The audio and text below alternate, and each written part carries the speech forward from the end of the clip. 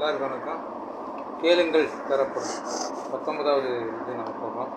நம்முடைய சேனலோட நோக்கம் என்னன்னா, இல்லாதவங்களுக்கு நம்ம கொடுக்குறது தான். உணவு, உடை, இருப்பிடம் 3 தான் முக்கியம் மனிதனுக்கு. அதில் இருப்பிடம் தர முடியும், உணவு கிடையாது. நம்ம நம்மளால் முடிந்த அளவுக்கு தரலாம் தான் பண்ணுறோம். நீதிமொழிகள் 23 அதிகாரத்தில் பார்த்தீங்கன்னா, மதுபானம் 23ஆம் அதிகாரம் 20ஆம் வசனம், மதுபான பிரிவு மாமிச பெரிதினிக்காரும் சேராதேன்னு சொல்லுவாங்க. மதுபான பிரிவையும் மாமிசத்தினிக்காரையும் சேராதே. அதிகமாக சாப்பிட்றாங்க மதுபானம்னு சரி. ஏன்னா மதுபானம் என்ன சொல்லுமா, நீ 34 பாருங்கள், நீ நடுக்கலை சேனிக்கிறவனை போலும் பாய்மரத்திலே படுத்தினை போலும் இருப்பாய். என்னை அடித்தார்கள், எனக்கு நோகவில்லை. என்னை அறைந்தார்கள், எனக்கு சுரணை இல்லை. நான் அதை பின்னும் தொடர்ந்து தேட எப்பொழுது விழிப்பேன் என்பாய். நான் அதை பின்னும் தொடர்ந்து தேட எப்போது விழிப்பான் என்பாய். இதான் மதுபானத்தோட இயல்பு. அதனால தான் மதுபானத்தை நம்ம குடிக்க வேண்டாங்கிறாங்க. மதுபானம் குடித்தா மூளைக்கு கெடுத்துடும்.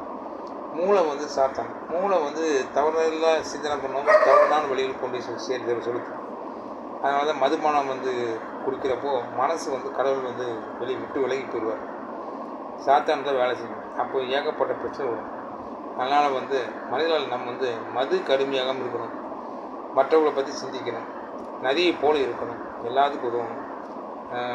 என்னால் முடிஞ்ச உதவியை கண்டிப்பாக நான் செய்வேன். அது விரைவில் சேனலில் பார்க்கலாம். மிக்க நன்றி, வணக்கம்.